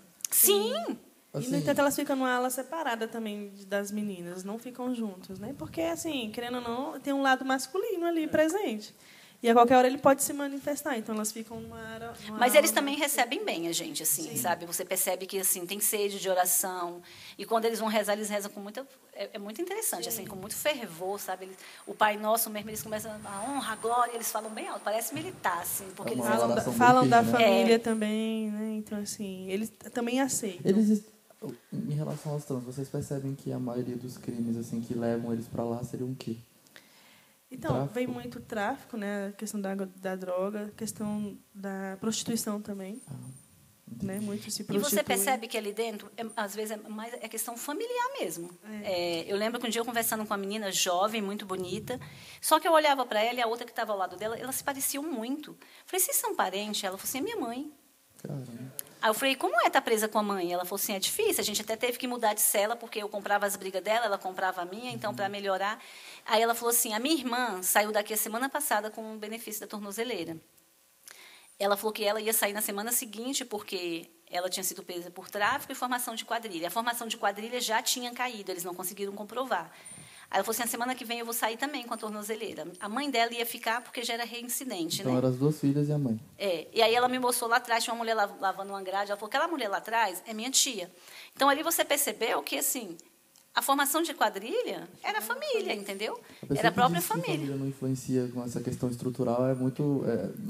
porque influencia, sim. Quando a pessoa não tem uma base Nossa familiar, estrutura vem da família. Quando não tem uma estrutura familiar, quando não tem a condição, o caminho mais fácil é esse. Teve uma outra que ela falou assim, vai lá na Samambaia, vê os meus filhos. Quantos filhos você tem? Ela, 10. Eu falei, tudo menor de idade. Ela falou que tinha um maior, mas ela teve a notícia que a filha de 13 anos já estava em situação de rua, né, usuária de crack. Eu falei, você mora onde?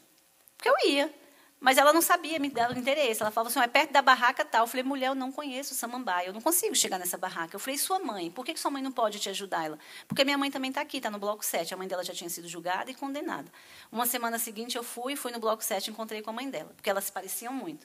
Aí eu falei, assim, ela, mulher, estou aqui, rodei. Aí eu falei, rodou e rodou bonito, não foi? Eu falei, quantos anos? Ela, 8 anos. Uma senhora. A filha estava de um lado, ela já estava do outro. E eu falei, mas é a primeira vez aqui? Ela, não, mulher. Mas quando eu sair daqui, eu falei, menino, falei, mulher, tu vai ficar até quanto? Falei, 8 anos aqui, falei, vai sair daqui, falei, vai voltar para cá para quê? Então, assim, lá dentro também eu sempre falo com elas, falei, tá, e vai sair daqui, vai voltar de novo. Ou então eu encontro uma que eu já estive lá, vi, saiu, eu encontro de novo, eu falo, minha irmã, a vontade que eu tenho de entrar nessa cela aí e te dar na força, porque não é possível. É porque, assim, as menores? Não, lá não tem menor não, lá só... Mas é porque tem aqueles abrigos, né, para os menores, né, que eles ficam. É outra realidade. É porque, assim, mas tem um trabalho também com os menores. Tem um pessoal que faz esse trabalho ali com os menores. Eu nunca fui, mas tem um pessoal que atende. É porque sair do presídio também não é fácil. A pessoa sai e aqui fora tem esse julgamento. Isso que eu ia perguntar sobre tem um preconceito, da tem um medo. Porque a pessoa foi julgada ali por matar alguém. Como é que eu vou empregar alguém? Então, assim, o governo, né, na minha concepção, ele deveria ter um projeto de apoio para essas pessoas, porque tem que trabalhar o psicológico dela. Pensa, uma pessoa passou 8 anos presa sem sair, sem ver nada, às vezes nem recebeu notícia de nada, não recebeu parente, e a pessoa sai, e aí? E às vezes sai e leva tanta porta na cara que volta. Por isso que elas voltam, porque aqui a gente não ajuda. Não tem quem ajude aqui fora, entendeu? Então, assim, se tivesse um programa, né, do governo, um programa nosso... Uma casa de egresso, né, que acolhesse essas pessoas. Porque elas precisam de um tratamento psicológico, gente. Sim. É muito difícil ali. Se a gente que está lá, que vai só visitar, é difícil, imagine conviver.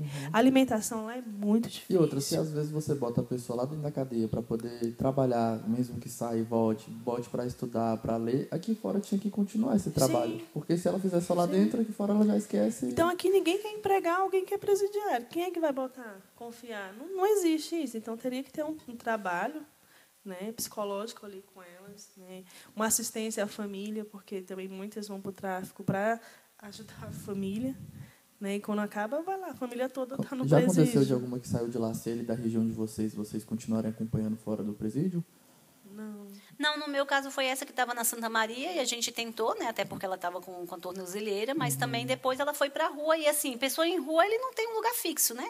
Eles viram trecheira ali, vão para um canto, para o outro, porque muitas vezes elas vão sair com a tornozeleira, né? Então, ali já tem o preconceito, você já olha a pessoa.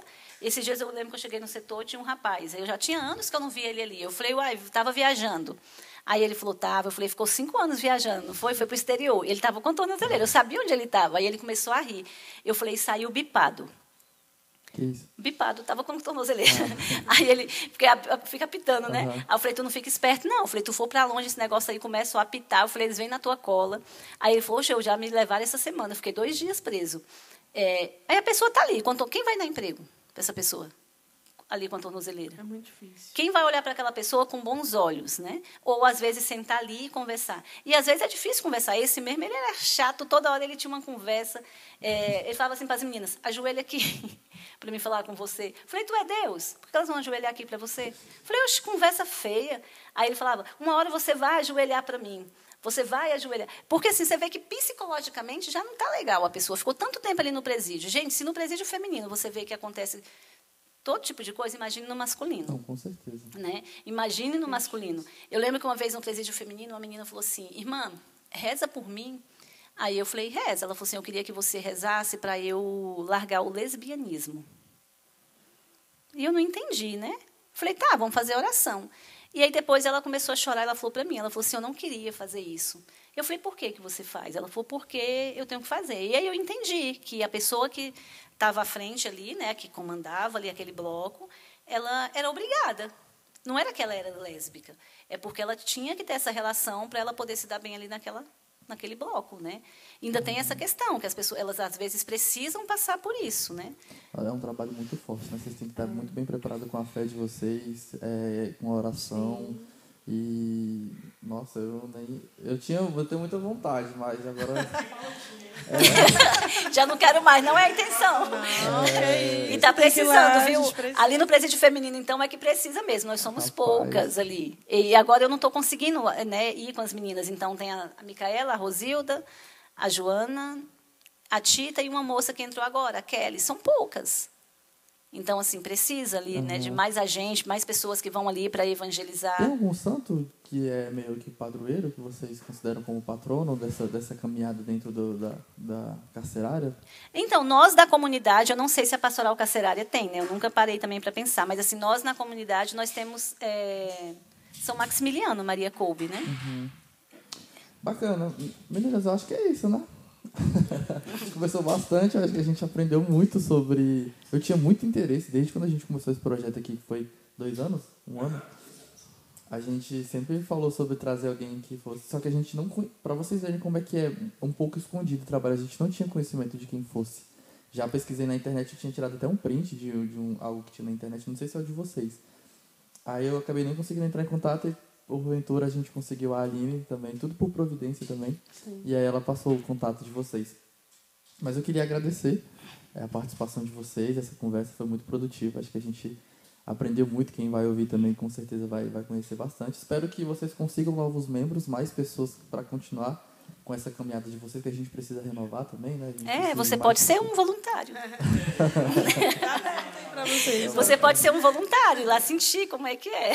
Não, eu tenho vontade, mas agora eu fiquei com... Não, mas eu vou me Força! preparar. Vou me preparar. Coragem.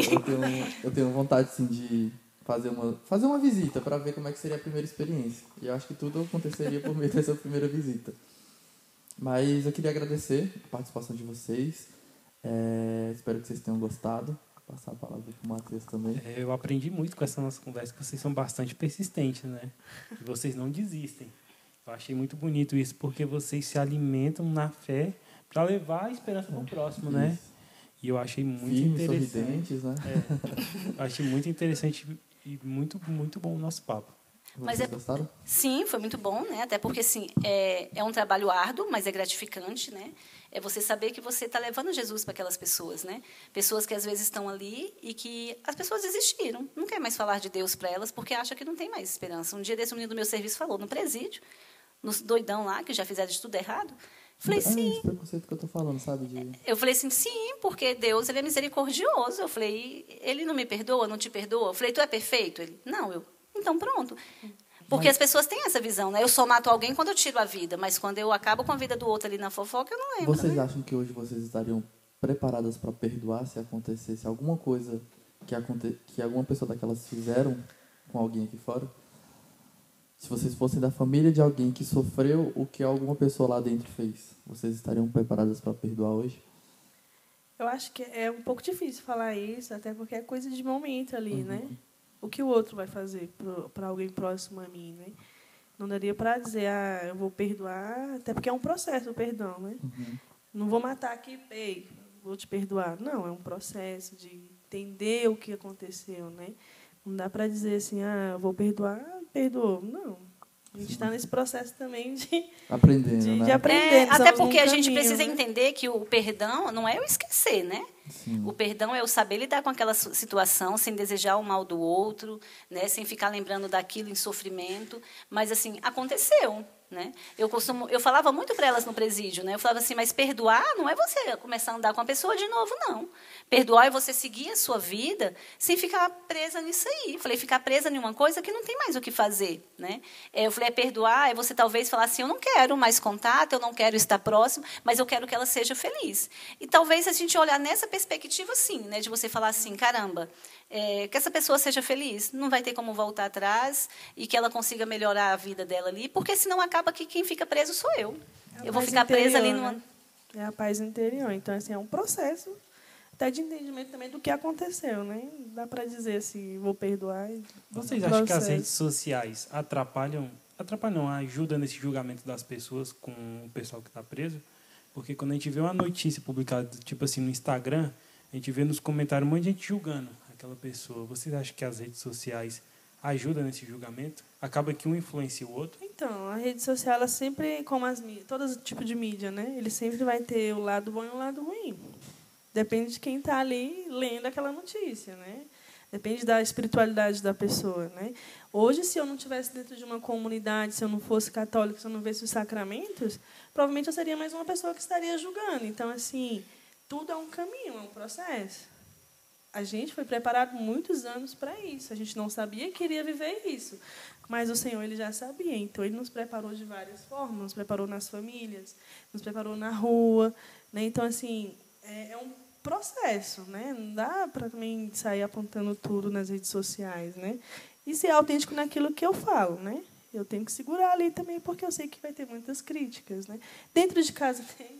Mas acaba que, de uma certa forma, eu acho que potencializa, né? Às vezes, uma coisa que não era tão grande, as pessoas elas jogam de uma outra forma, elas julgam com, sabe assim, aumenta a situação, ou então elas dão visibilidade para aquilo que nem precisaria, né? É algo que a pessoa ela fez, ela vai pagar por aquilo ali e vai ser entre ele e Deus. Deus não vai me chamar para perguntar o que eu acho daquilo ali.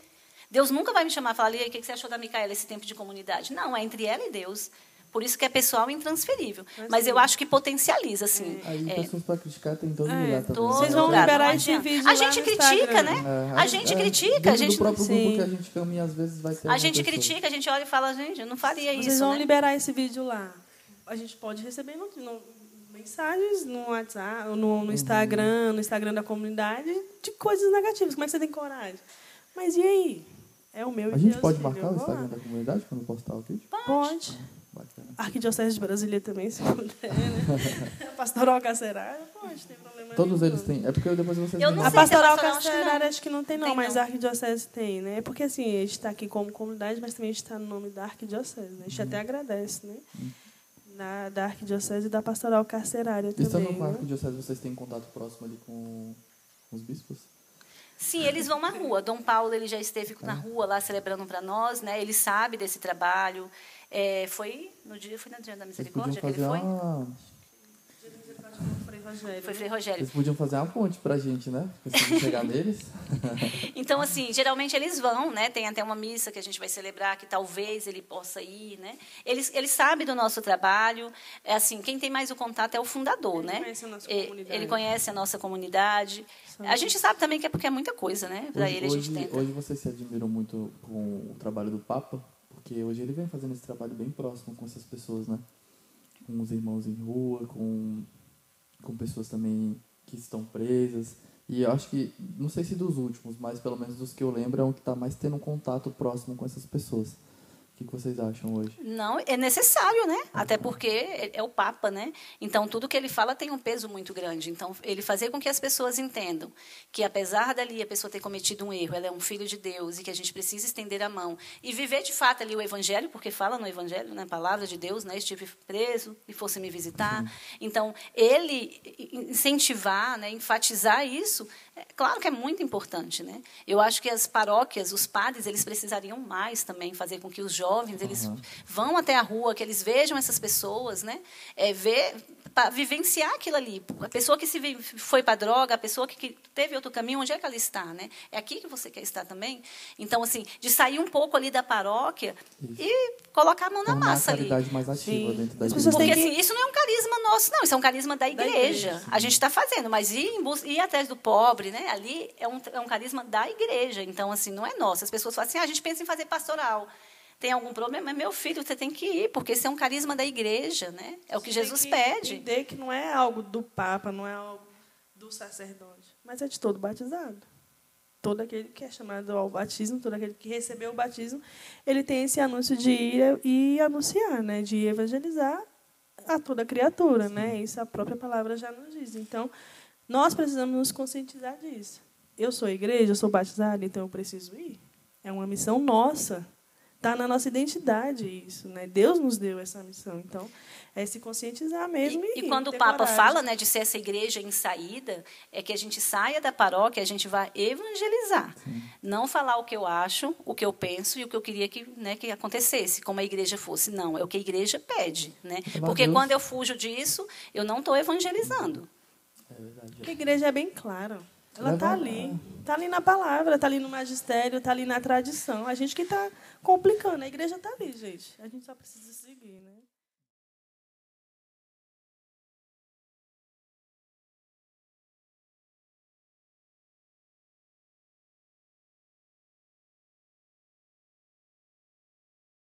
Então, é porque assim, nós somos de uma nova comunidade, né? Então, a gente tem uma paróquia que é de origem, que é a paróquia Nossa Senhora de Fátima. Então, a gente tem que seguir ali junto como se fosse uma pastoral mesmo. Então, tudo que é dividido para as pastorais, a gente participa, né? Seja nas festas juninas, na festa da paróquia. A gente também participa lá nas reuniões do CPP. Mas a gente é mais ativa dentro da comunidade, porque a gente tem muitas missões lá dentro. Então, a gente não consegue estar o tempo inteiro dentro da paróquia. Eu nunca fui. Quem vai ali diante? É eu que vou. Demais. Mas aí, vocês fazem parte da comunidade lá no Gama. Qual grupo vocês pertencem atualmente? Qual movimento, grupo pastoral que vocês servem? Não, a gente serve como comunidade mesmo, que é uma dessas novas comunidades, né? Como tem a Canção Nova, tem a Shalom. Então, no Gama, a gente tem uma comunidade, que tem o nome de Comunidade Mariana Vinha do Senhor. Né? E aí o nosso carisma na comunidade é ser presença nas famílias, né? A presença da igreja nas famílias.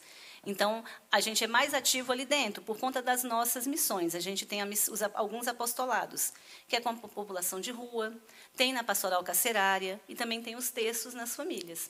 A gente tem uma escolinha de futebol, que a Micaela pode falar um pouquinho melhor. Temos uma... Então, hoje começou no tempo da pandemia, ali em 2021. Hoje nós estamos com 120 a 130 alunos, né? Crianças desde os 6 aos 18 anos. E assim, foi uma necessidade que nós vimos, né, para o tempo presente. A comunidade ela fica num setor, então a gente viu ali a questão da drogadição, né, a criminalidade. Então, um dia, o nosso fundador, passando, falou, gente, foi uma unção mesmo, né, do Espírito. Não, o fundador é um leigo mesmo, né? Aí ali ele teve a unção, né, de, não, aqui dá para ter uma escola de futebol. E vendo o processo histórico dele também, né, que já participou do futebol. Então, foi basicamente isso. Então, no ano de 2021, a gente começou com uma escola de futebol e hoje a gente tem... Não. Ele aqui é goleiro, ó. Isso. Não, eu fico mais ali na parte administrativa, tendo em contato com os pais, cuidando do cadastro dos alunos, essa parte mais. Sim, é porque a gente fala, não é bola pela bola, né? A bola é só o atrativo, né? Porque como a gente tem esse carisma de ser presença da igreja nas famílias, a gente tenta alcançar eles de alguma forma. Então, antes do treino, sempre antes do treino ou após o treino, tem uma mini palestra para eles, onde fala da família, fala da sexualidade, né? Então, os instrutores tem um que é membro da comunidade, então ele já consegue levar o nosso carisma para eles, né? Nessa questão de evangelizar mesmo. Os pais devem gostar muito, né, dessa iniciativa. Eles gostam porque eles sabem onde as crianças estão, né? Mas assim, a reciprocidade dos pais é muito pouco, porque são crianças de baixa renda, né? Então, os pais não são tão presentes. É isso, mas foi muito bom. Gostaram? Gostamos. Então Estamos agradecidos aí. O papo foi fluindo, né? Sim. Mas é isso, a gente agradece muito. Sigam as nossas redes sociais, né, Matheus? Nosso Instagram aí, vicem.cast. No Spotify também. No Spotify eu identifiquei um problema, a gente vai ter que resolver depois disso aí, mas é VicenteCast lá também. Se inscreva aí no nosso canal, curta, compartilha isso, comenta bastante aí também. E a gente também queria, por fim, uma notícia um pouquinho triste, acho que vocês viram o que aconteceu lá no estado do Paraná, né? Um ataque que teve a 2 adolescentes, eles eram vicentinos, então a gente também queria deixar as condolências, né, para a família, para todo o Conselho Metropolitano de lá. E é isso. Agradecer a vocês e louvado seja o nosso Senhor Jesus Cristo. Para sempre seja louvado.